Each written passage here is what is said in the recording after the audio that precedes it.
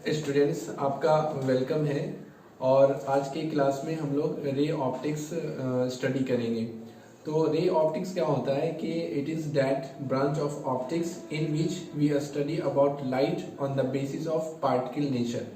इस ray optics में यानी रे ऑप्टिक्स का वैसा ब्रांच है जिसमें हम लोग लाइट को on the basis of particle nature study करते हैं, यानी कि लाइट को पार्टिकल बेस पर स्टडी किया जाता है, यानी लाइट के नेचर को पार्टिकल समझ के स्टडी किया जाता है, यानी कि वेव के फॉर्म में स्टडी नहीं करते हैं। इसमें हम लोग लाइट को पार्टिकल के फॉर्म में स्टडी किया जाता है।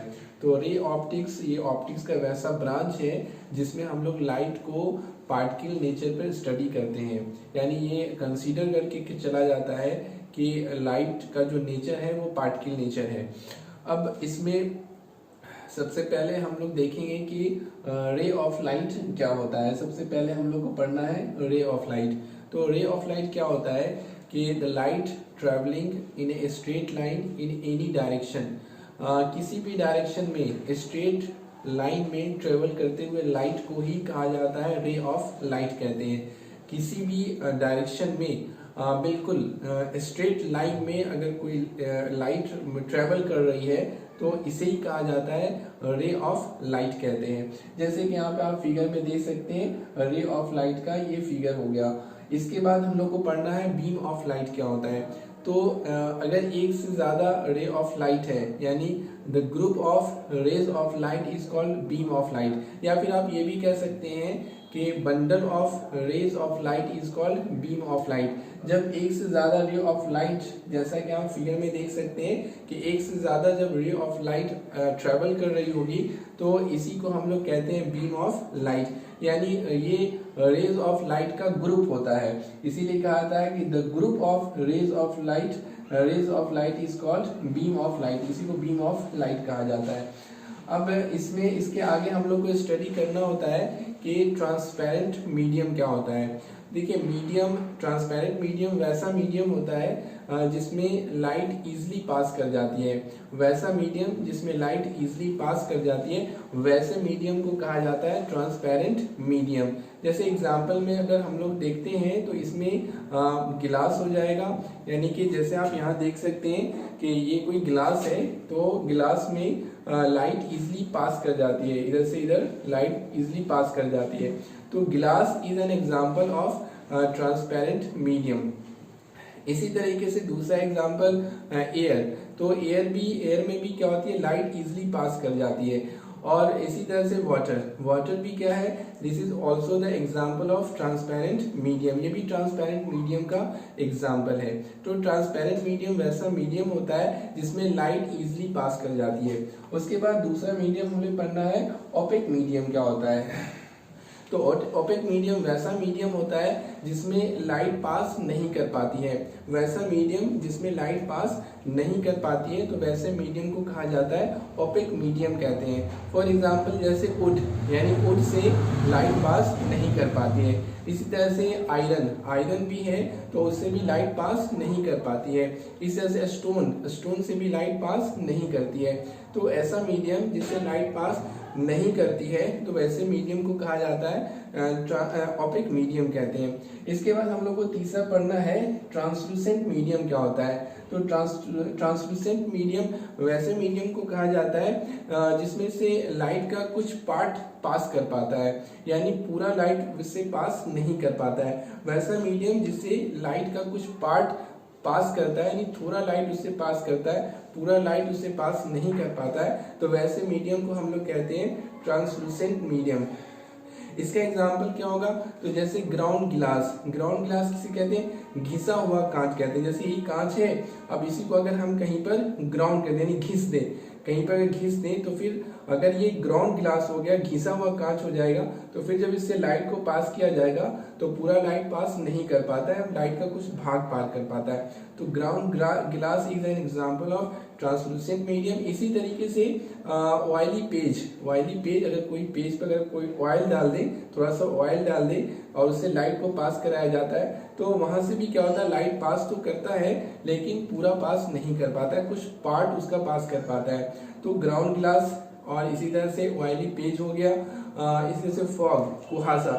अभी आप देख सकते हैं कुहासे से भी लाइट क्या होता है, अगर यहाँ पे कुहासा छा जाए तो जो लाइट आ रही होगी वो पूरी लाइट उससे पास नहीं कर पाती है। आप कहीं जा रहे हैं, रात का टाइम है, अगर कुहासा है, अगर उधर से कोई गाड़ी आ रही है, उसका लाइट अगर जल रहा है तो आप देखेंगे कि गाड़ी का जो लाइट है वो पूरा वहां से, यानी फॉग अगर है, कुहासा है, तो फॉग से पूरा पास नहीं कर पाता है। तो these are the example of translucent medium.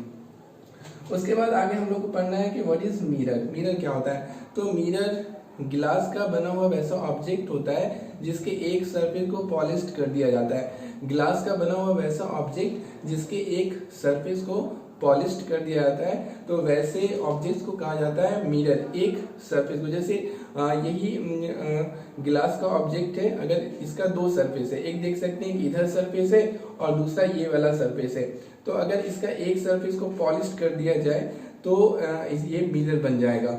यानी कि अगर एक सरफेस, यानी वैसा ऑब्जेक्ट्स जो ग्लास का बना होता है और जिसका सरफेस स्मूथ भी होना चाहिए और इसके एक सरफेस को पॉलिश कर दिया जाता है, तो वैसे ऑब्जेक्ट्स को कहते हैं हम लोग मिरर कहते हैं। अब मिरर दो तरह का होता है, एक होता है प्लेन मिरर, दूसरा होता है स्फेरिकल मिरर।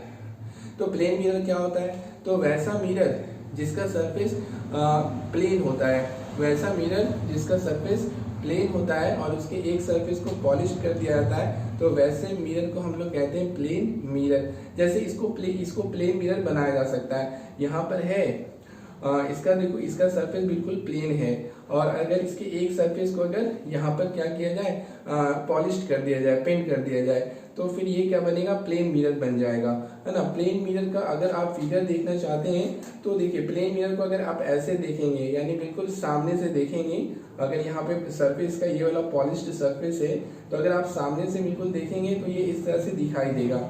इसको हम लोग कहते हैं फ्रंट व्यू देखेंगे।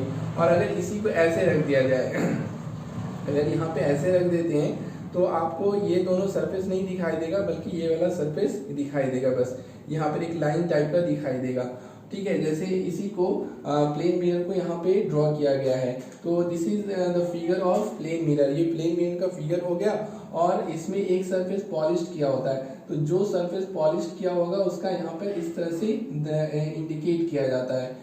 और तो ये सरफेस हो गया पॉलिश सरफेस, और ये वाला सरफेस जिसको पॉलिश नहीं किया जाता है उस सरफेस को कहा जाता है रिफ्लेक्टिंग सरफेस। उसे कहते हैं हम लोग रिफ्लेक्टिंग सरफेस कहते हैं। तो दो सरफेस हो गया मिरर में, एक हो गया पॉलिश सरफेस जिसमें पॉलिश कर दिया जाता है और दूसरा होता है रिफ्लेक्टिंग सरफेस होता है।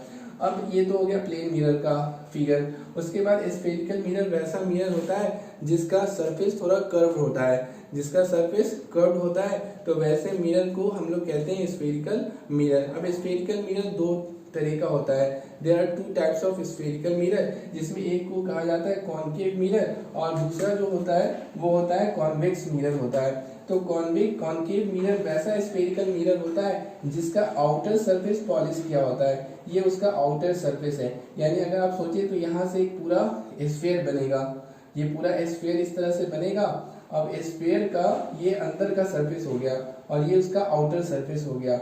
अब स्फेयर को काट के यहाँ से इसको बनाया गया है, कट करके बनाया गया है, तो ये इसका आउटर सरफेस पॉलिश किया हुआ है। तो वैसा स्फेरिकल मिरर जिसका आउटर सरफेस पॉलिश किया होता है, तो वैसे स्फेरिकल मिरर को कहते हैं कॉनकेव मिरर, और इसका ये सरफेस जो पॉलिश नहीं किया हुआ है उसको रिफ्लेक्टिंग सरफेस कहेंगे। इसी तरह से कॉन्वेक्स मिरर वैसा मिरर होता है जिसका इनर सरफेस, जो इनर सरफेस होता है उसको पॉलिश कर दिया जाता है। यहाँ पे थोड़ा गलती हो गया है, एक मिनट,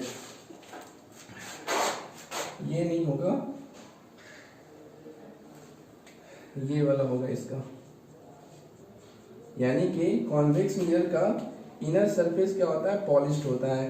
सॉरी, यहाँ पे गलती हो गया है, ये तो नहीं, ये तो ठीक, हाँ ये सर, ये पॉलिश सरफेस, ये हो गया पॉलिश सरफेस और ये हो जाएगा रिफ्लेक्टिंग सरफेस, ये रिफ्लेक्टिंग सरफेस होगा। तो कॉन्वेक्स मिरर वैसा मिरर होता है जिसका इनर सरफेस पॉलिश किया होता है, वैसा स्फेरिकल मिरर जिसका इनर सरफेस पॉलिश किया होता है उसको कॉन्वेक्स मिरर कहते हैं, जिसका आउटर सरफेस पॉलिश किया होता है उसको हम लोग कहते हैं कॉन्केव मिरर कहते हैं। तो इस तरह से हम लोगों ने देखा ray of light, beam of light, transparent medium, opaque medium, translucent medium और मिरर के बारे में हम लोगों ने स्टडी किया। इसके बाद हम लोग नेक्स्ट क्लास में स्टडी करेंगे। Okay, thank you.